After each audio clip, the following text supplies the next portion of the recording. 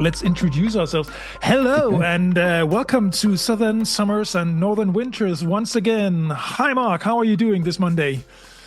I am fine, Anders. Another week. Well, it's not really another week because we only chatted on Friday night. And it's now Monday we did. Night. So really another weekend has gone by here in Australia and in Germany for that matter. So it's been a nice weekend here. I've had the weekend off and it was pretty warm and sunny. So yeah, we just chatted before we started the recording here. 28 degrees currently in where you are. Yeah, so it's been nice and very warm. Actually, it's probably been one of the warmest summers we've had here for a while. So yeah, and I'm sitting here. The heat. I'm sitting here in Munich with -5 degrees. We're talking Celsius degrees here. So for anyone listening elsewhere, wondering. That doesn't sound like much. 28. It doesn't. Who actually uses the other temperature gauge besides Americans? Is there many countries that use it? Fahrenheit is I don't know. And no, I think even the Canadians, they use Celsius, don't they? So surely we can all get our act together and use kilometers and not miles, meters and not yards, centigrade and not Fahrenheit. Let's.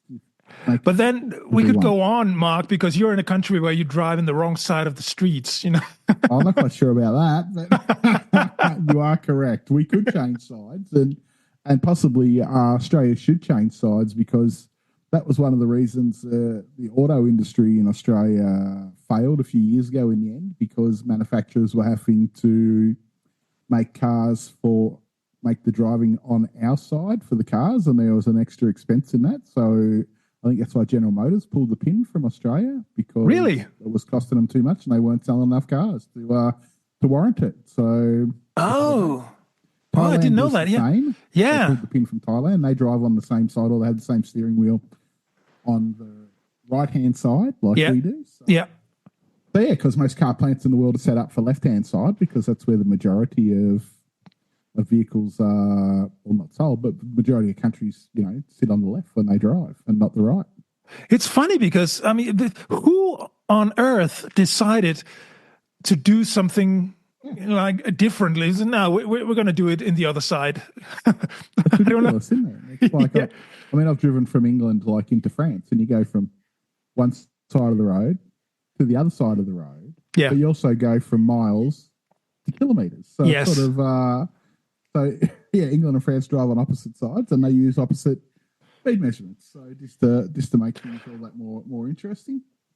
Exactly. I can remember one horrible evening arriving late by plane into Dublin Airport in Ireland, and we rented a car. We were going to the other side. We're going to Galway, and it was raining. It was dark, and we just got out of the airport area and through Dublin, rush hour.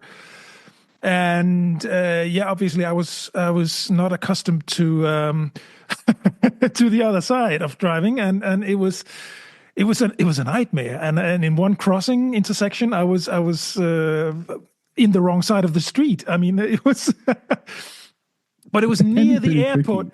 It was near the airport, so I think that the other drivers, they were thinking, "Oh, there's another tourist." Yeah, most definitely. Yeah. But I think the first time I drove on the wrong side of the road in the Algarve in Portugal, which was quite all right because it was in the winter, so it was off season. There wasn't many tourists around, so I had most of the roads to myself. But I can still remember having to go pick up this rental car by myself because Rebecca had the kids and they were only little at that stage. So this company picked me up and took me to their office. We were staying in, I think it's called Albufeira, I think is the name of the town. We were staying there, and they drove me about 5k up the road to pick up this car, and I reckon driving back to the hotel was one of the most nerve-wracking moments of my life. Yeah. Driving on the opposite side and sitting on the opposite side. So all of a sudden, you're very aware of your movements and yeah. But it really doesn't take that long. It's really about an hour or two into then you just sort of gotten used to it. I mean, we spent 3 months in Australia and 3 months in New Zealand, and I didn't think much about it after a while, do you? No, that's just how it was, you know. That first couple of days, remember the first couple of days, Rebecca would always be saying to me, "You're drifting, like towards the side of the road," you know. But after a while, you tend to get used to it, especially if you've got a little bit of time to relax. Like you said, if you're in a situation like you were in Dublin, where all of a sudden you're just in the middle of everything, and I had that same situation when I landed at Charles de Gaulle Airport and picked a rental car up from there, and there was just traffic everywhere, and but luckily I was heading into the country in France up to the north where the World War I and World War II sites were, so I was quickly out of the action, but yeah, it was a little bit eye-opening in a city the size of Paris trying to get out of their airport when I hadn't actually driven a car on that side for about 3 years at that stage. So it was... Oh, yeah. Yeah, that's... but accidents happen in those situations, so you really have to take care. They do. Yeah. So, Especially overseas countries. Like for us, like Australia's got pretty low speed limits compared to world standards. Like, as fast as you can drive in Victoria is 110 kilometres an hour, and that's only on certain sections of the road. Most sections, it's only 100 on the open road. So you get to some places in, France, I think there were speed limits up to 140. Germany, there's no speed limits in some places. Like exactly, so I can see how people who come from other countries, don't drive on that normal side of the road, can end up having accidents and things like that. I mean, absolutely. I think it's crazy. Here in Bavaria, in southern Germany, we do have highways with no speed limits, and there's a certain niche tourism for it, catering for those speed junkies. And they come here, and they're obviously not accustomed to high speed. And then they come here and they can drive whatever sport car they rent, and put other people's lives at risk. I dare say, because I think a couple of years ago, some idiot driver died. Fortunately, I would say it was he died alone. He crashed his car at high speed and just fell off the road, and nothing else happened. But he could easily have hit some other innocent driver. And I think it was only last year someone posted a YouTube video driving almost 400 kilometers an hour on a stretch here in a Bugatti. Very little room for mistake there. I mean, what goes through your mind when you do stuff like that? It's just... it's like easy to do if you're not used to it. Like, I had an experience with this, like I think in possibly outside of Munich, maybe 2003, we were going to Garmisch-Partenkirchen, I think. Yeah. That's down south, isn't it, towards the Austria? It is, yeah. And I was with my wife and a friend. He was a nurse and his wife was a nurse, and a carload of Japanese tourists had rolled their car up an embankment at high speed. So we had to pull over and help, or they did, while we sort of tried to help. But and much like a movie scene, ambulances just flew in, landed on the autobahn, shut the autobahn down, took these people away. But two of them were dead in the car, so that was quite sad. But yeah, so once again, just obviously people driving too fast that are not used to it from foreign countries. They lost control on a corner and rolled up an embankment, and that was simple as that. That was the end of a couple of them. And sad for people to go on holiday and never come back. That's for sure. Yeah. Having said that, though, it's sometimes, because I've been living here for quite some time now, and obviously I regularly drive a car on the autobahn, so I'm always able to identify like my fellow Danes on because they drive slowly and they always take the middle lane. So I was, oh, there's another Dane. Yeah. But in Denmark, I mean, at some sections you can drive 130 kilometers per hour. Mostly it's 110. Yeah. So that's similar to Australia, 110. I just don't think the roads are good enough in Australia either, to be honest with you. Our roads No. are No. pretty bumpy and things like that. And Yeah. you got to have really good roads if you want to drive. Yeah. True. High speed. True that. Which is another thing. There's always like construction work going on in Germany because we have so many highways that it's just there's always something on a trip from Munich to Denmark, which is 1,200 kilometers to my mom in Denmark. You are bound to get into about, I don't know, 10 construction sites on the way, because there's always something going on, and it doesn't really matter which route you choose. There's because we can go through the former East Germany. Yep. There are newer roads there, but still now they're approaching an age where they need to be maintained. Or if you go through the old West Germany, where the highways are much older, but they're renewing these all over now. The German A7, which is the most crowded, I guess. It goes from Flensburg in north all the way down to the very south of Germany. The A7. I've actually been to Flensburg, I think. Yeah, it's on the border Germany. to Denmark. Yeah. I caught a ferry up there to, is it Zealand or Lowland? Yeah. An True. island? Yeah, Danish island. Yeah. So I caught a ferry from there one day to Denmark, to the island, to one of them islands there, and there's a long time. It's going back a long way.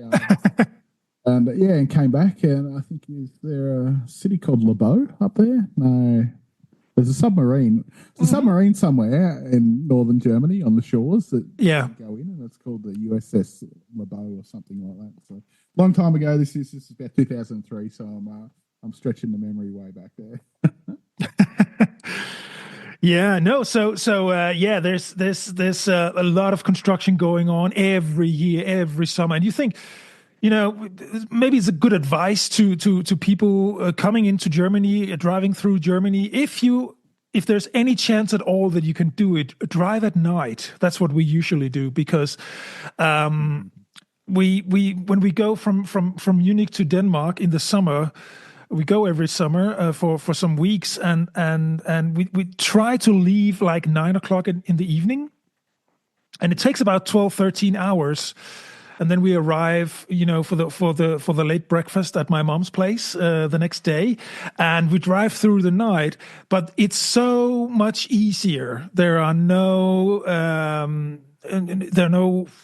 stau. A stau is a stop and go. There are very few of those during the night. Less trucks, stuff like that. I remember specifically about Europe and like Germany is the amount of trucks that are on the amount of lorries or trucks that are traversing the continent taking goods all over the place. Yeah, and Germany is in the middle of everything, so all trucks have to go through Germany. Germany. There was one because I was really pissed off one time, and I was behind one of those big trucks with I think it was a double truck, double trailer, and then it says on the back, the very back of that trailer, it says, without me, your fridge would be empty, which is true. Yes, they got a gentle way of putting things, haven't they? Yeah, they do. But they did not really maintain the railways. For many, many years now. They're trying to get back into the swing of things with putting things on rails again, which would be better for the for the overall traffic situation here. It's really there are a lot of bottlenecks, particularly around the bigger cities. So if you can go at night, please Go do, at night. because that will help you a lot. That will help you a If lot. you all go at night, then Anders will be able to go during the day. Yes, true, true. But speaking of driving in the wrong side of the road, you went to Thailand, but you didn't drive, did you? You didn't rent a car No, there? I've No? never driven in. I've never driven in Asia on purpose because there is a lot of crazy traffic. Even though they seem to be very calm, they have a way of doing it where no one gets angry. Whereas in Australia, people would be yelling and screaming at each other. But Same in Germany, yes. so much in Thailand or even Bali, they seem to have a calmness about the mayhem and they just work it out and let each other go. No one seems to be in a rush, whereas in Western countries, we all seem to be in a rush. So, Yeah. but some exciting news. I will be driving March the 8th to get our full motorbike license. And then I'm hopefully going to go to Lombok, which is an island just off Bali, hopefully in May. And we might be able to hire some scooters for once and actually go for a cruise around. So that's my goal. Like part of our goal, obviously, is to travel long term at some stage in 2 years' time or so, once our youngest daughter finishes school. And I thought part of that we require motorbike licenses. Yeah. We're going to go and live in Bali for 3 months or Vietnam for 3 months or somewhere. We need to be able to get around, like even if it's just, down to the shop or to the supermarket or something like that. Probably not so much keen on driving around in Bangkok or Ho Chi Minh City or something like that. But a place like Bali or some of the smaller cities is probably okay. So we thought we better go and get our full motorbike license because without them, you can't actually get travel insurance. And if you have a crash on your motorbike overseas, on your scooter, you could be up for a fortune with no cover and then you're in real trouble. So we thought we'd do it the proper way and make sure we had licenses. So then travel insurance will cover us. So we thought that was a smart way to go about it. Yeah. Well, that sounds exciting. But I agree with you. Driving a car through Bangkok, that would be my worst nightmare. Yeah. No, thank you. No, not for me either. Like we caught a lot of taxis while we were in Bangkok and the traffic. I mean, one thing about big cities is you can never go too fast anyway because the traffic's pretty gridlocked in cities like it is. Yeah. So you're only just putting along, but the whole when you don't live there, the positioning of the car, car need to turn here. Well, I needed to be on that side 200 meters ago, and things like that is probably the hardest part in places you don't know is just to make sure you're on the right side or when your exit's coming up and things like this, which can be a real issue, I guess, if you're driving in Asia. So. Yes, we were driving once. We were driving tuk-tuks in Bangkok, and that seemed to work pretty well, and they seemed pretty fast. I love tuk-tuks. I mean, yeah, that was actually a great way to get around. It's a fantastic way. Yeah, it's so unique. I don't know if I said this the other day. It's like being in Mario Kart in person, though. Except you're not driving. They zip around and they're loud, and and they got fumes flying out the back of them, and they're darting in and out of traffic. But you seem to get everywhere really, really quickly. Yeah, you do. Tuk-tuk. I don't know whether it's because they're smaller than the car or not, but comparative pricing, they were fairly cheap as well. Like I would before I would approach one, I would know how much, like my ride share, which in Asia is called Grab. Obviously in Europe and America, it's called Uber or different things like that. So I'd always get a price off the ride share app first. So I sort of had a rough idea before you go and approach the tuk-tuk drivers because they're obviously looking for tourists and they want extra money. So if you sort of have a rough idea about how much it costs you, you can sort of negotiate a bit better price with them. Yeah. In the end. True. We fell into that typical tourist scheme once. It was at the hotel.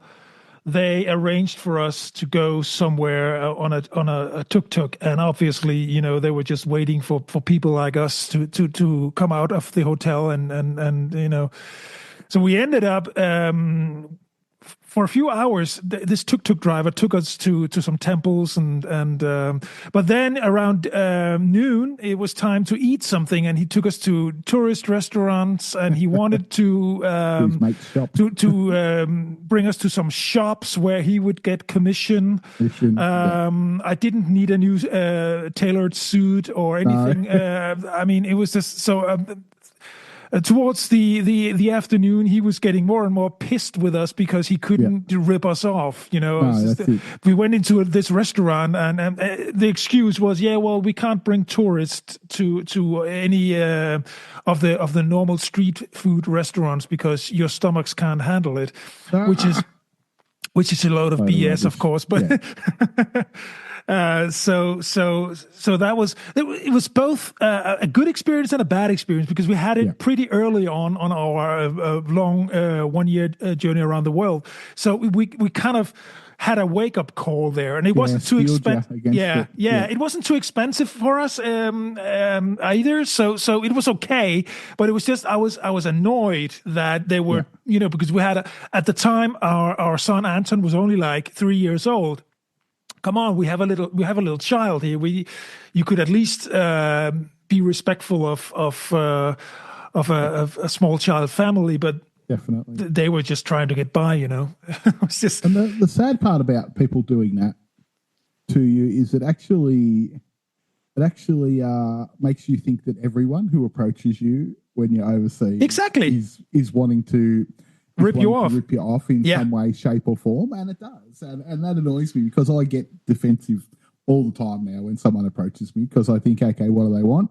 What's it going to cost me? What do they want me to do? And some people legitimately don't. Some people are legitimately just friendly or just want to tell you something. But you get there and you go, okay, they're going to tell me something now. They're going to want $10 for telling me this. Things like this, So it's in one way, it's pretty sad because that's how it makes you. It makes you view the world like in that eyes, which is not good. But you just can't tell, can you, between who's trying to take you for a ride and that's the thing. Nice. So sometimes it's too late when you realize oh man, this is a ripoff. Well, it is. Like we had the same experience in Bangkok, similar to yours. We booked a day tour through the hotel.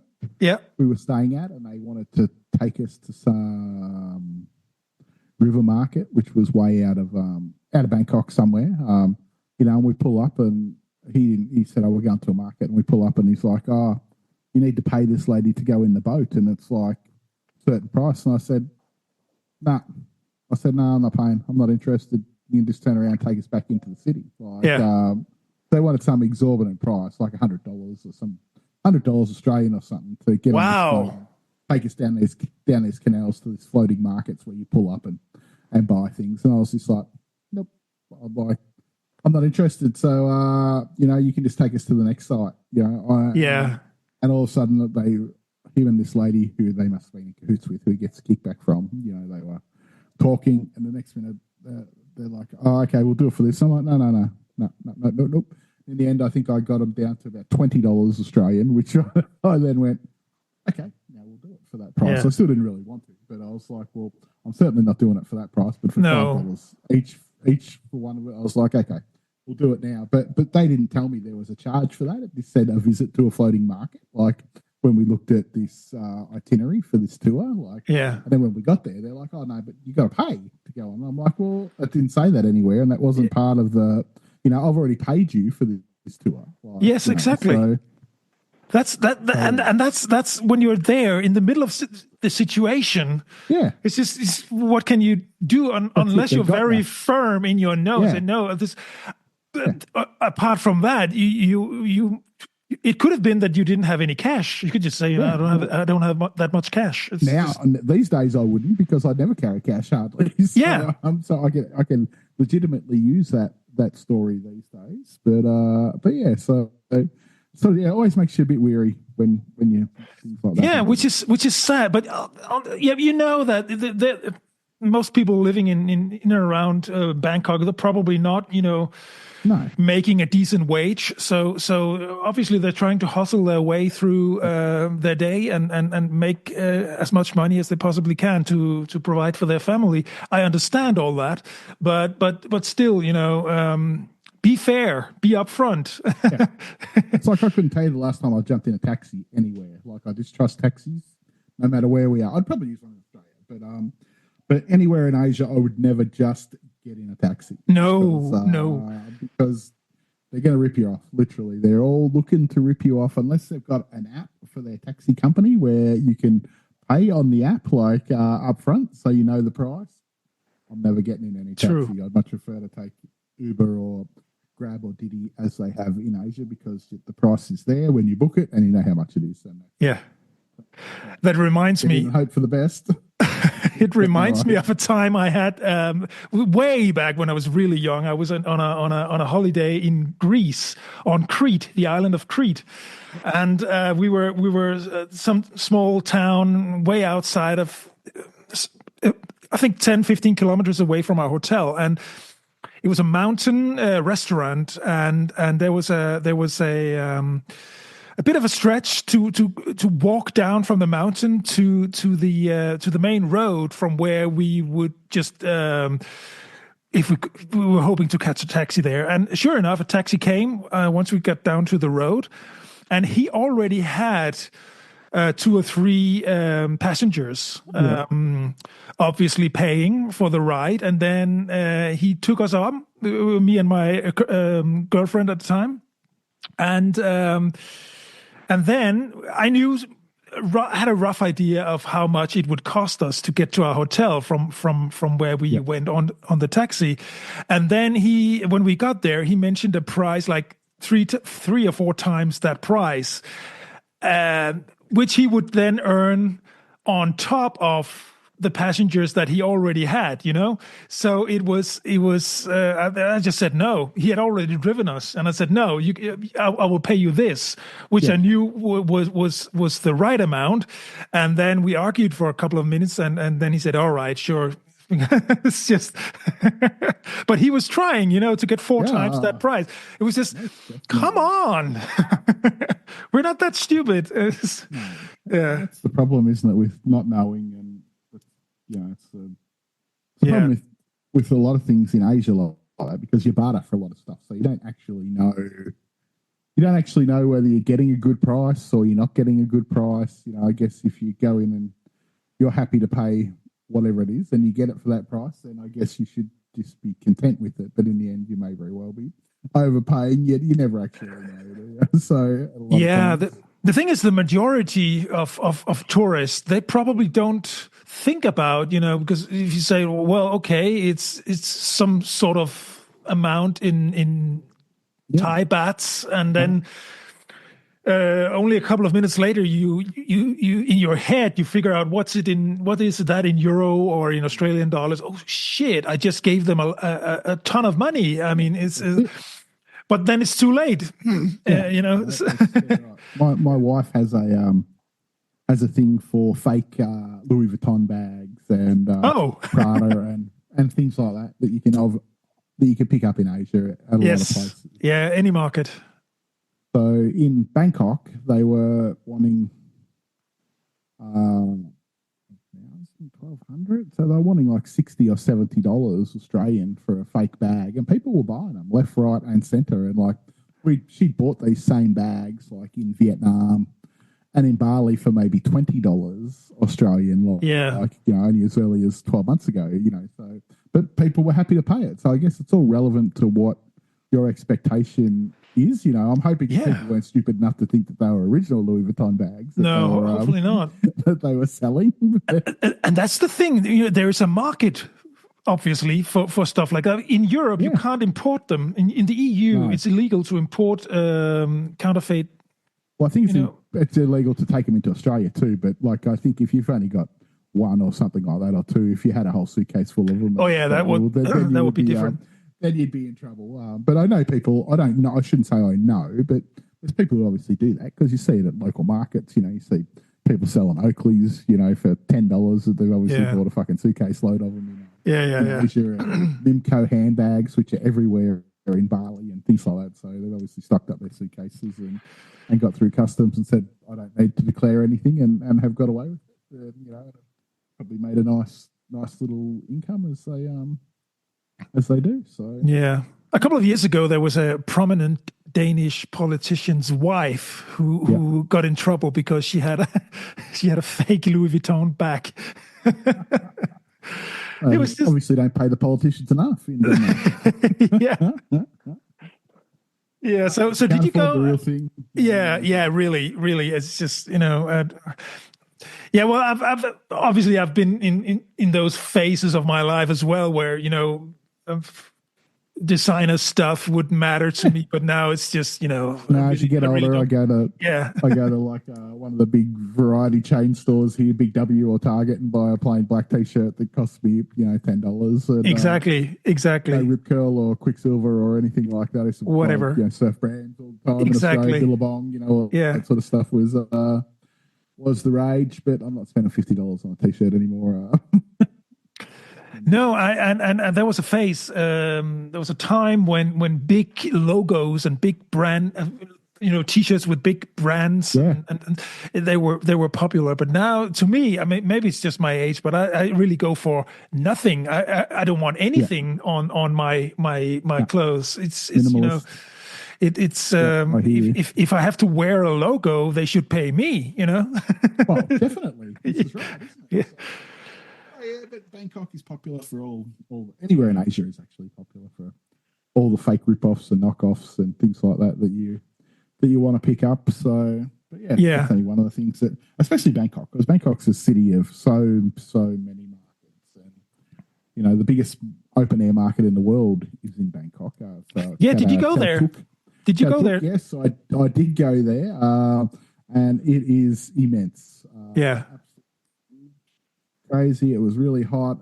I spent most of the day sitting down having a drink while I let my wife and daughter go do shopping, because, like I said, there's not really much I like to buy when I'm on holiday. I'm not a souvenir hunter. I'm not a brand hunter. So so I sort of sat around while they went and rummaged through all these stalls and alleys and shops and things like that. But yeah, it was definitely an eye opener. But one thing about Bangkok, if you've been to one market, you've been to them all, because they're all selling the same sort of stuff. No matter which one you go. We went to another one called Pratanam, I think, and Samping was another one. So Rebecca was going to markets every day. I was just toying along behind her. All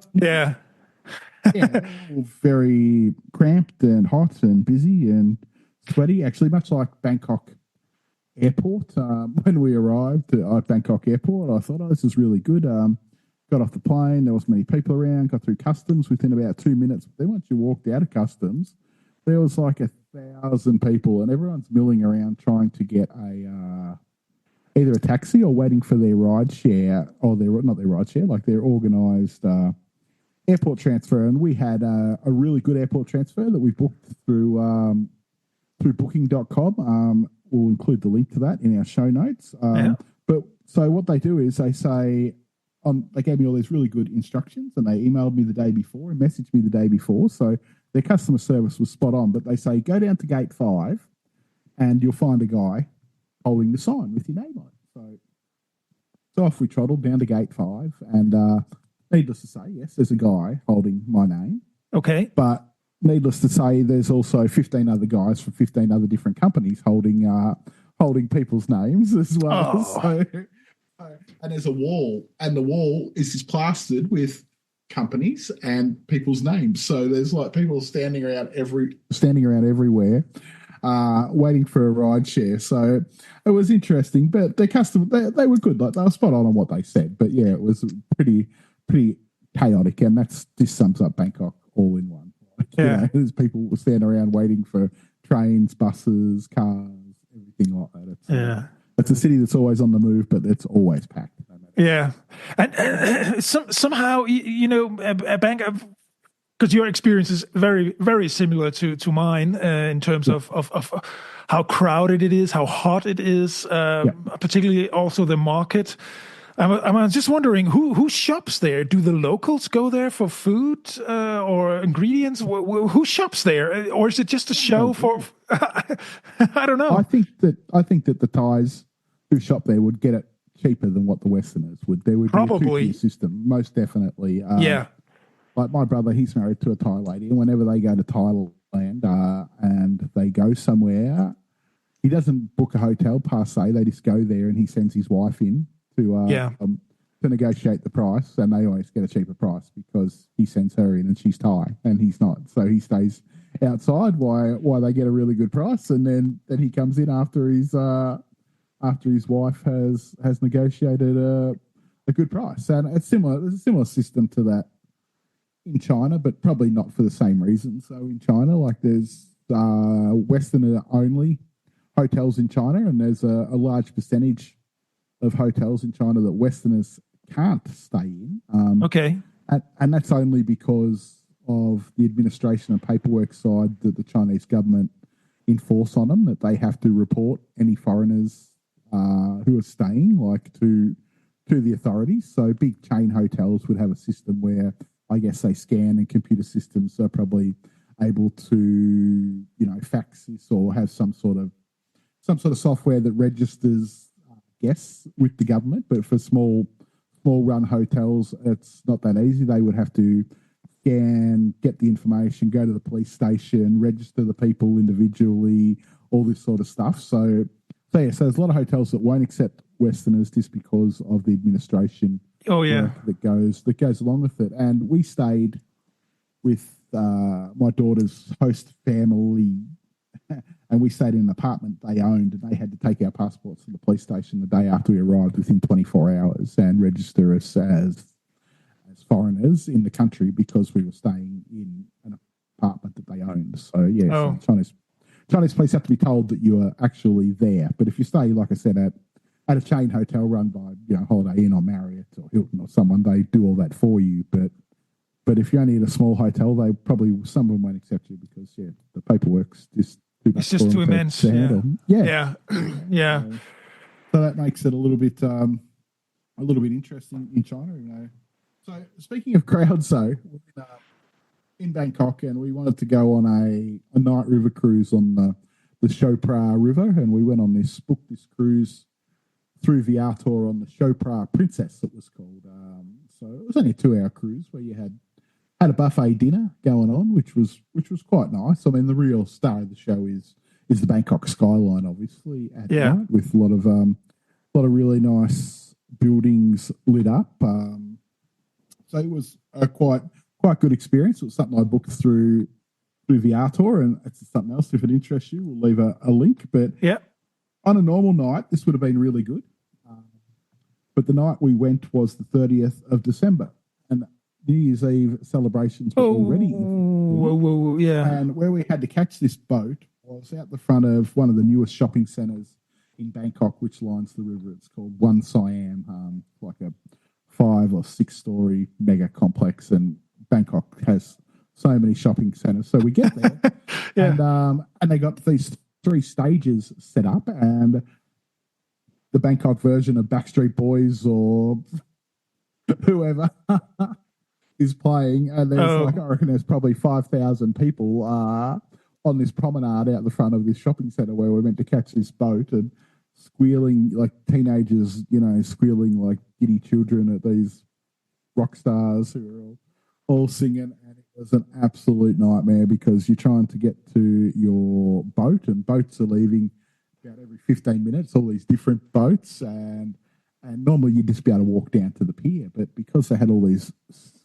fenced off sections and things like that, I couldn't have picked a worse night in history to go and try and get on a boat. And there were 5,000 people watching a concert in the exact same place that the boat leaves from. So just one of the, and when you stand around and it's really hot in Bangkok, it's hot enough in Bangkok as it is, let alone when you're surrounded by thousands of other people and there's no breeze. And once we got on the boat, it was fine because we went down the river and there was a nice breeze, and the food was good. I reckon there was might have been 20 different meals to choose from. Like, it was a buffet, so you could just go up and go up and help yourself. You know, some traditional stuff like pad thai and coconut chicken, and a lot of Asian dishes and some soups and things like that. So I think it was maybe, how much it cost me? $50 Australian. So that's probably €30. So it wasn't bad value for 2.5 hours. Okay, yeah. Night in Bangkok on the river with some really good views. And so yeah, so that was one of probably the better things we did in Bangkok.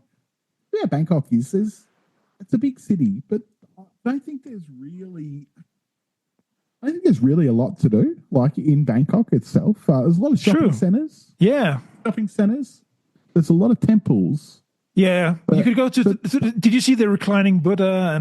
I didn't see it this time, but I did see it last time. Yeah. It's on its old one. Yeah. Yeah. Like this time we went back to Wat Arun, which is like the temple that looks like it's made out of porcelain. It's got little steps all the way. Yeah. So we went back to that one because that one was really nice, and I like that one. I probably could have went back to the reclining Buddha, but yeah, we found ourselves mainly just wandering around markets because other than that, there's you are right. You are right. That's many museums. No, that is true. I mean, yeah. Now that you mention it, it's not like if you go to like Paris, there are millions of museums that you would want to see, or sites, or locations, churches, domes, whatever. But in Bangkok, not so much. It's more for the food and for the. I guess if you can come into a luxury hotel and shopping, true, definitely. And I find that in a lot of cities in Asia, like. You don't need to stay there all that long in a lot of these cities because you've ticked off the main sites pretty quickly. Like Ho Chi Minh City's similar as well. It's similar size to Bangkok, about 12 million people. It does have a couple of interesting war-related museums if you're into that sort of history. There's one called the War Remnants Museum about the American War, as they call it in Vietnam. It's not the Vietnam War; they call it the American War because it was Americans are one that invaded. So it's called the American War for them. Different angle. So and this museum really does portray a different angle. Portrays what they believe is the truth. And there's they make a lot of good points about that they really didn't want to be involved in the war. In the South, they weren't communists in that end of Vietnam. It was more the North Vietnamese that were the communists, and about all. It goes into a lot of things about Americans who were there, including politicians who were in the war, who did some atrocious things that then went on to be senators and things like that in the American political system. How they bombed countries like Myanmar who were not in the war, and so there's a lot of different stories. But that was probably one of the really better museums I've ever been to in Asia. There's a really good one in Bangkok, though. There's one. The Bangkok National Museum tells a really good story, too, about its past and its history. If you go north of Bangkok to places like Ayutthaya and further on, you can learn a lot about the ancient Bangkok or the ancient kingdom that lived in that area, which is quite interesting. But in the city, there's not really much left. Bangkok's slowly getting torn down, original Bangkok, like most cities, to be replaced by, high rises and hotels, and shopping centres and things like that. So, which is a pity. It was interesting. We stayed at an Ibis hotel at the riverbank. So we had what you mentioned earlier, the skyline, and we could see, we out by the pool area, which we actually spent a couple of days there because it was so warm, and Anton was really struggling with the heat, and also when he was that little, 3 years old, he had like very blonde hair. Now it's darker as he's grown older, but back then he was blonde, and they would touch him.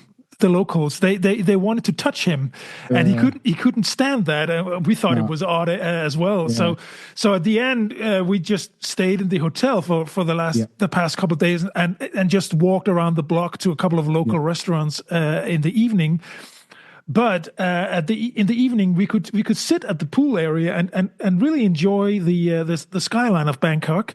Yeah. And there was a lot of construction going on back then, and Yeah. I guess this is still going on. I guess it will never stop. No, it, not at all.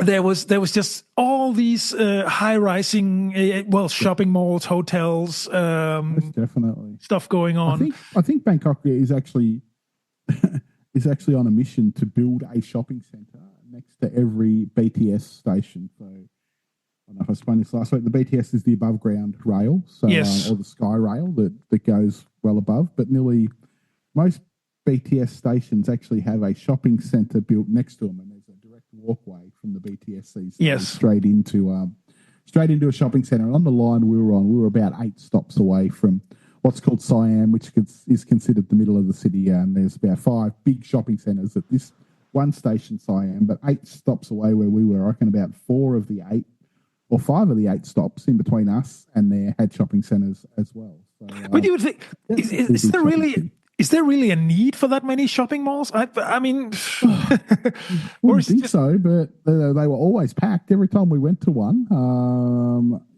They were crazily packed, I guess. I guess it's more people go there to eat because they have really big food courts. There's oh yeah, cinemas in yeah, them, because of the things like food that. courts. So, Yeah, yeah. so they bunch it all together and turn it into let's go out for a day and let's go to the shopping centre and do some shopping, go to the movies, have some lunch, Stuff like that, yeah. yeah, things like that. So you can do everything, and especially, I guess, in warm weather locations like Bangkok, that's probably appealing maybe to people on their days off to spend it in the Yeah, in the because cool it's air nice and conditioning. cool. Yeah, exactly. Yeah, Yeah, that that's would what I be reckon too. my reasoning too. But yeah, but thinking about it, like from a business point of view, Yeah. could you attract enough customers to pay the rent for the shop and all these things? But apparently you can. Apparently they do. Yes, most definitely. Because that's what the world's becoming, isn't it? This one big shopping centre everywhere. Everyone seems to be building shopping centres like flat out everywhere. Like Yeah, even unfortunately. Yeah. in Melbourne, there's a set of shopping centres that all probably in just off Swanston Street or off Elizabeth Street. They join in between 2 of them, and it goes like Melbourne Central, the Emporium, and then there's another one. So it's like 3 big shopping centres that you can just, and into Maya, into the Burke Street Mall. They all just join up, and you can pretty much just walk through 4 or 5 shopping centres, like in the one area, all with a different name, but And that all similar shops. it's a sad thing. Both here in Germany and in Denmark, it's we have these shopping centers as well. They're popping up like, I don't know, mushrooms. The problem with them is, my problem with them is that it will cannibalize on the original city center atmosphere, because you Most would have definitely. small independent shops in these old buildings and at street level, and they are dying because there's not enough people walking by, and they don't have any business anymore. And No. a shopping mall, nice and cool as it may be, it doesn't have that original charm, does it? So No, not at all. it's just And sad. that's quite striking actually in Melbourne. Since COVID, a lot of shops have closed in Melbourne. Burke Street Mall in Melbourne used to be a popular shopping area, and you walk down there now, and nearly half of the shops in this pedestrian mall area in the centre of the city, I would say, were closed. Last time I was in Melbourne, only a few months ago. Maybe never to reopen. I don't know. These shops, this place used to have, Body Shop and Adidas and all these, big chains, and combined with some smaller stores, but they've all taken off. I don't know whether they've just gone into shopping centres and out of the main heart of the city in Melbourne, but mainly in the main heart of Melbourne, people really just go there to eat these days. And there's a few old classic arcade type malls still from colonial era times, little laneways and things like that, which are still popular. But yeah, the centre of Melbourne has changed dramatically since COVID. That's really sad. Victoria was closed down for 400 or 500 days, so plenty of retailers went foot up, and everyone went and started working from home, and a lot of people actually haven't returned, to working in the office because everyone was away Yeah. for so long, literally. So, Yeah. True. killed a lot of businesses in Victoria, that's for sure. We And see the same. everywhere. We see the Yeah. same in Munich. I mean, you Yep. go through the city center. We have it's still fairly alive, I would say, the Yep. city center. But there are more and more of these closed shops with for lease, for rent On them everywhere. sign. Yep. And I'm just thinking, from a business money point of view, why do these people who owns the buildings, probably just some hedge funds Yeah. or but why don't they? Is it not interesting for them Lower the to rent. lower the rent so that it's not empty? I mean Maybe it's a that tax can't. write-off if it's empty and they're paying for it with no profit. Maybe that's another option that they're writing it off Probably at a loss. there must be some kind of thing going, a business thing going on there, that it makes no sense for them to go too cheap. But it's, I don't know, it can't be good for business when half the shops in the street are empty. It's really not good. I was watching the news this morning here, and there's a cost of living crisis in Australia. Yes. Pretty prevalent everywhere.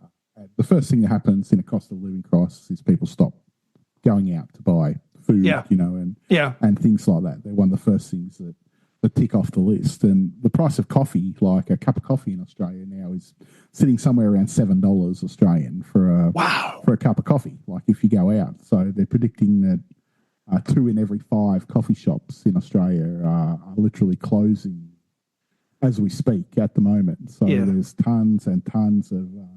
And I noticed this the other day when I went on this drive I was telling you about the other day. We went up to Far East Victoria and this town called Orbost, this small town of, like I said, about 3,000 people, but very self-contained because, as I said, the next nearest big town was possibly 80 kilometres in one direction and 150 kilometres in the other direction. So it's got to be self-contained in what they've got, So, but even in a small town like that, I reckon there was 6 food stores like closed in this town, and this town's only one main street, and all the shops are in the main street. The street's probably 200 metres long with shops on both sides, but out of that there was probably six food shops or cafes that were closed, and they're the first thing that goes when people have got no money, because people stop going to have a milkshake or have a coffee or buy a cake or buy a pie in Australia or a salad roll for lunch or things like that. So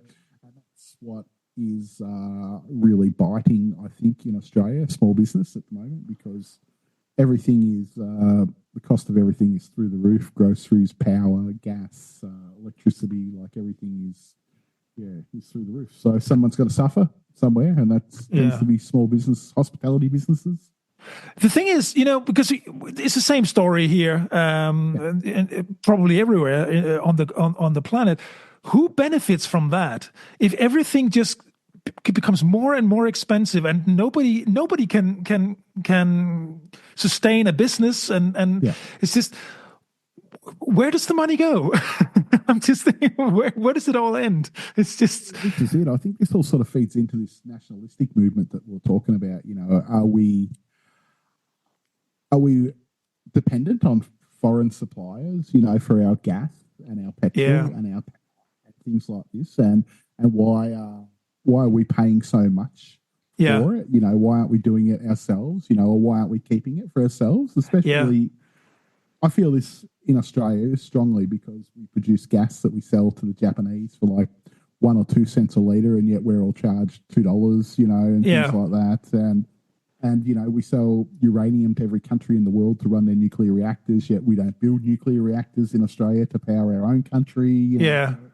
So and this is how this sort of movement, this is how Trump won, basically, isn't it? Like he said, it's all about America, and that's what we need to be. And in some retrospects, it's probably not a bad move for a lot of countries within scope, not his scope, but to be more reliant on what you've got yourself instead of selling it to everyone and buying it from everyone. Like. True. And if you even go down to just buy local, if you basically buy local produce, buy Go to the market, buy what you stuff can. Yeah. manufactured in Australia or stuff manufactured in Europe. I mean, it doesn't have to come from it though, isn't it? Like, from the other side of the planet. You know, but on the other hand, then if I were to buy a smartphone manufactured in Germany, it would probably cost me 5,000 euros. But and that's the thing, isn't it? Yeah. Like this is the problem, because we all had industry in our countries, but yes, we did. They're gone because we've got an open market where we import from trading partners like China, and this is no slur on China. They're smart. They can control their wage bill, keep it low, and make things. So, and then we let them into our countries, and then we wonder why our companies that are making exactly the same things fold. And because we should be protecting our own industries to do these things. Yep. Like, but now we've gotten right off the top. Yeah, no. It's we can wonder about stuff like that. I don't understand world economics, but neither do I. But I do understand protectionism, and the Australian government is much on protecting Qantas as they can, getting back onto travel. They've just brought in their new airline policy. The government, where much like in Europe, where you can claim money back from airlines if your plane is late, and such. Oh yeah. Or you're delayed. Well, that bill went to the Parliament, and the Australian government refused to run that through because it might cost Qantas money. So, Qantas can do whatever they like, because as one of two major airlines in Australia, the government fly around with Qantas. The government ministers get upgrades from Qantas. They go sit in the lounges of Qantas. Yes, all this of course. sort of stuff. So they're right in the pocket. So this bill that was meant to fix Qantas being late and cancelling flights and not giving refunds back and all this sort of stuff got watered down to the fact where now the only actual thing is they have to give you a refund within 28 days. And that's the only thing that come about it. No penalties for cancelling your flights or anything like that. Oh man, Qantas used to have a good reputation. It was one of the really good airlines, back in the day. Terrible reputation now, I think. Well, in Australia it has. It's probably still got a strong reputation overseas. And if you look at their share price, well, I've got some shares in Qantas, and their share price is up 80%, like in the last 12 months. So, wow. But I think a lot of airlines are like that. I think I was looking at United in America; it's up 90% their share price, so out through the roof. But I mean, Qantas really should be broken up. It's a monopoly in Australia. I mean, it's Qantas and it's Jetstar, and they're the two biggest. Qantas and Jetstar are the two biggest airlines in Australia, owned by the same parent group, the Qantas. Yeah, of course. I mean, how are you meant to get competitive prices in Australia when that happens? And then you chuck in Virgin, who are the second major airline in Australia. And are they still present in Australia? Because I was going to mention. Definitely. Yeah, okay. And over they went bankrupt at the start of COVID, and some venture capital group from America bought them, restructured them, sold all their big twin lane jumbos, and brought in more smaller fleet and stuff like that, and they're back being very profitable. But over the last 2 or 3 years, I've had two other airlines try and start. One was called Bonza and one was called Express, I think it was. So they took off and they lasted a few months. But what happens is, as soon as they open a new route, like Qantas and Virgin then dump flights onto that route, to put them out of business, basically, because Qantas and Virgin can afford to run at a loss on certain routes, whereas these new players really need to be making money from the get-go. So yes, of course, yeah. So they pretty much just run them out of the market straight away. Like Bonza was the last one. I think it lasted about 8 months before their planes got repossessed and flown back to America. Yeah, it happened 6 months ago. But yeah, so as soon as someone starts, they might fly, say, an obscure route. They'll fly like Melbourne to Coffs Harbour or somewhere, which is on New South Wales North Coast. And this was a route that Qantas weren't flying. But as soon as someone gets in there, then Qantas will put a plane in there, and they'll fly it every day, and they'll fly it at half the price. Yeah, just to keep their market share and their monopoly on the market, and get the Australian government to say, that's okay, no problem. We can handle that. Like, Australia is literally a country of monopolies because we're small. They think it's acceptable. Like, we have two supermarket chains that control 90% of the supermarket Yeah. market. We have one hardware chain that controls 95% of the market, because there's no competitors and the government don't make it easy for competitors. But a lot of it's to do with the logistics as well, I think. Yes.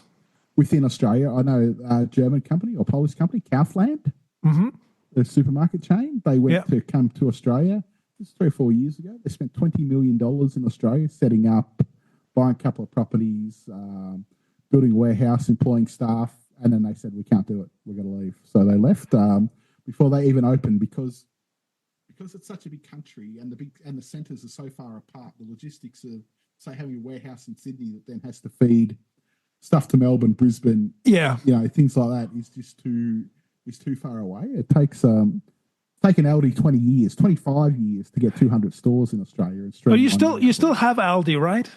Yes. Yeah. Yeah. Aldi's the number 3 supermarket. It has about 10% of the market, 10 or 11% of the market, where the other ones control 80 or 90% of the market. And once again, they participate in anti-competitive actions. They go and buy blocks of land that are in the centre of towns, so no one else can build supermarkets on them. Things like this, real shit show. Well, business is never pretty. They do what they can, don't they? No. All right. So, we've come way off our topics, but it's always nice to chat with you, Mark. It is. It's always good to chat with you too. Yeah. So, and this time a little bit of Bangkok, Thailand, driving on whatever side of the road your local rules. We were there tonight, weren't we? Yes. So thank you very much for listening. You wanted to mention something about the affiliate links. We'll put them in the show notes. Yeah, definitely. I sent them through to Anders. So if there's the things in Bangkok that interest you, if you need a transfer in Bangkok, the one we went on Smart Ride, which we got through booking.com, was really good. And the cruise on the Chopra River, definitely something to do if you're in Bangkok. Really good thing to do. Exactly. And also in the show notes, we will leave links to. We have a YouTube. Social channels. There's a YouTube channel that Mark is trying to, and Facebook. We have Instagram. Exactly. Threads, so Instagram Threads, which I haven't done much on, but I will start to fire up on there as well. So if you can join any one of these, comment, share, leave us a question. I'm still waiting for that first person to leave us a question. Come on. Yes. Don't be shy. Don't be shy. Don't be shy. Say hello. Yes. Thank you very much for listening, and we'll be back, next week. We will be here. Yes. We hope you're here. Exactly. Bye. Bye.